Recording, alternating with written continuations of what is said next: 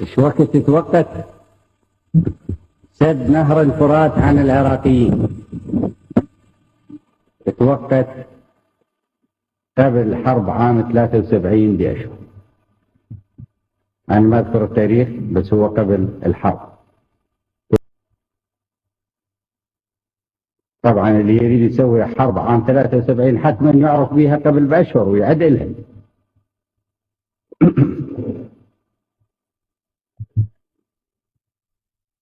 وانتم على اطلاع شلون نشف نهر الفرات، بحيث حتى مو فقط الإنسان ما عاد يجد مي، حتى بعض الحيوانات للفلاحين ما عاد تجد مي.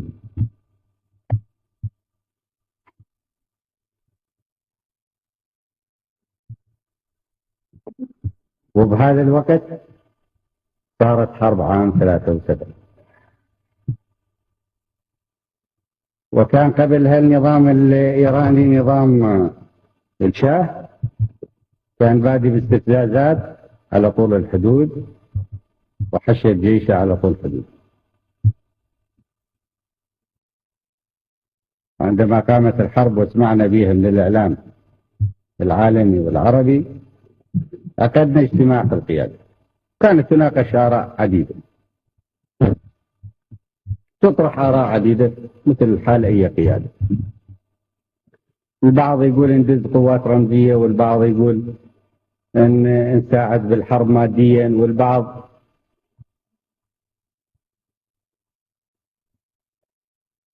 وقد فكرنا أنه هذا النوع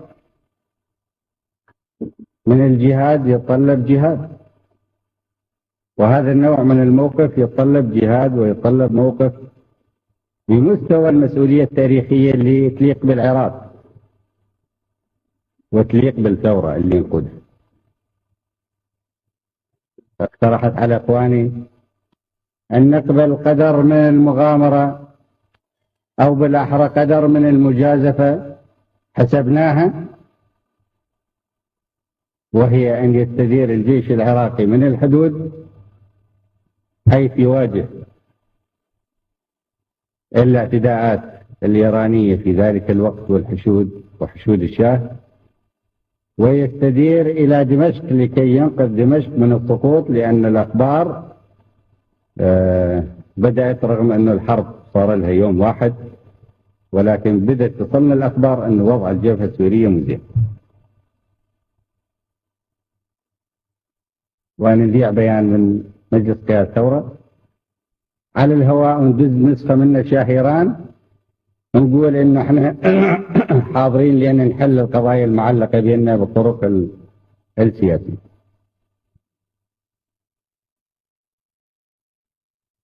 وناقشنا في القيادة كثيرا. البعض من رفاقنا كانوا يعتبرون هذه مغامرة كبيرة، وبيهم من يقول إنه احنا راح نروح نفزع مع جيش ربما لا نستطيع قد وصلنا أن نحرر الأرض،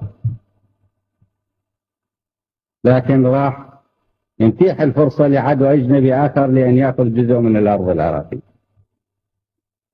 قلنا على أي حال حتى إذا اندفع شاه إيران في أراضينا بعد ما ننهي هذه المعركة نرجع له مرة ثانية. استدار وحركنا الدبابات قطعت مئات الكيلومترات على السرف.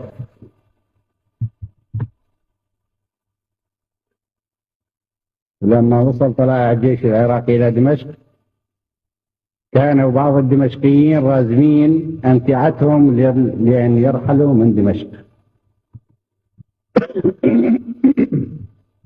ودخلنا المعركة ووقفنا تقدم الجيش الإسرائيلي، وفوتنا على ديان كان في وقتها وتصريح اللي كان يريد يتفدى بها في دمشق.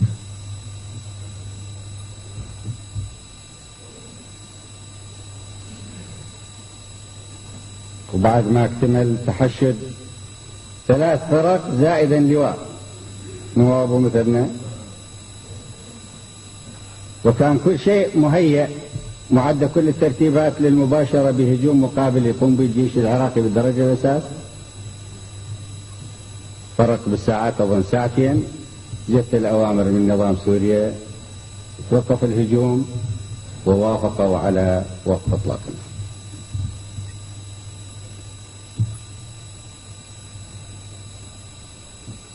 وعلى الجيش العربي، والمرارة في نفوسنا جميعا، لأنه ما أعطى الفرصة لأن يطهر الأرض العربية من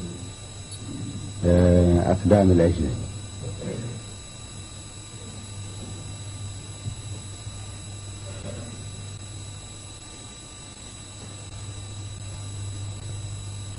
بيناتنا قلنا بغض النظر عن كل شيء يجوز، هم داخلين حرب طالعين من حرب، محتاجين إلى العملة الصعبة. وبذاك الوقت 73 50 مليون دولار كانت كبيرة، وبرقيا حولنا لهم 50 مليون دولار بدون طلب منهم. بعد فترة جانا حافظ الأسد وياه وفد طلب أن يزور العراق زيارة سرية. قلنا له يا أبو علي زيارة سرية شنو اللي صاير؟ كرئيس دولة عربية تفضل زيارة علينا. قال لا، أفضل زيارة سرية. احنا طبعا عرفنا المقصود، يريد يوحي للي ما يسمعون الزيارة، يوصل بأجهزته الخاصة وغالبا ما تقوم بهذه الأدوار بأنه بحث ويا العراقيين أمور معينة هو يسميها لكي يزيد من ورقته، ومن أجل أن يزاد الدفع إلى من الدول العربية اللي ربما لا تريد أن تكون العلاقة بين سوريا والعراق جيدة.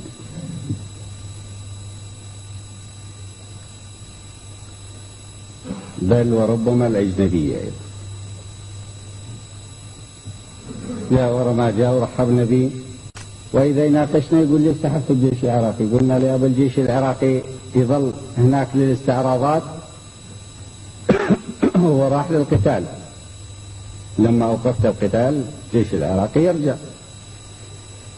قال الآن رجعوا للجيش العراقي. لما قلنا له ليش ما خليت الجيش العراقي يقاتل وتهيأت له فرصة وبحجم كبير تواجد، والعدو كان تعبان بسبب انه كان مقاتل كذا يوم قبل هذا الوقت. قال الآن الجيش العراقي رجع. مقصود يتصور يحرجنا بهذا الكلام. شوفوا اللعب. هو الجيش كان عنده رجع بقرار بإيقاف إطلاق النار، لما نثير ويا الموضوع يقول الآن رجعوه نقاتل.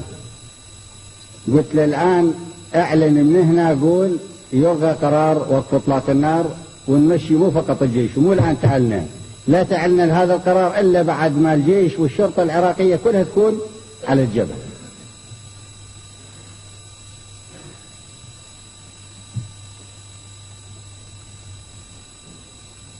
أنا أشرح هذه الأمور حتى تعرفون ألاعيب هذا النظام وطريقته، وتخلي عن أبسط قيم الرجولة والشرف والمعاني في أبسطها اللي لازم تنوجد في أي إنسان تقبل التعامل الاعتيادي.